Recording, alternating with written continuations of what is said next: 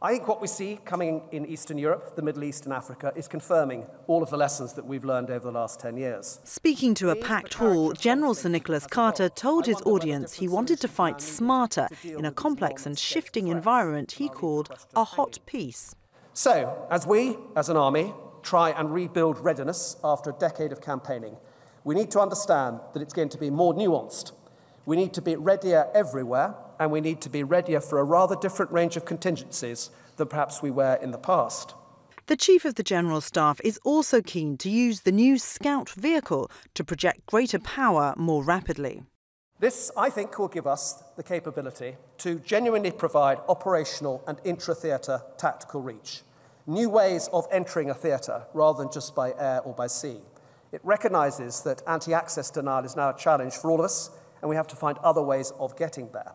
General Carter described this new way of operating as land joint strike. What he's saying is, look, we don't have to be airlifted or sea-lifted necessarily. We could drive there. We could get to places so that we have forces which, if they're properly configured, can actually go long distances by land with the appropriate elements and do a good job. It's clear from today CGS wants his army agile, flexible and highly capable.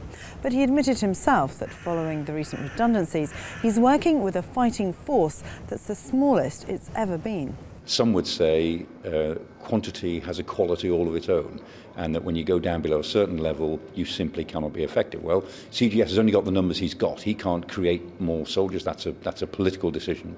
And so he's designing a strategy which he thinks will make that army of 82,000 the most effective it can be. Will it work? I don't know. The Chief of the General Staff certainly seems conscious he needs to nurture the forces he has got by offering flexible working and making the army a more attractive workplace. We will end up as an employer which encourages much greater diversity from minorities, from women and across the piece. And we will lengthen the career for everyone. And that plays, I think, to what we can also contribute to the nation, which is about social change. It's about integration. Today's ambitious speech from a forward-thinking general is his bid to transform the service into a lean and agile warfighting machine capable of combating today's diverse threats. Rosie Laydon, Forces News, London.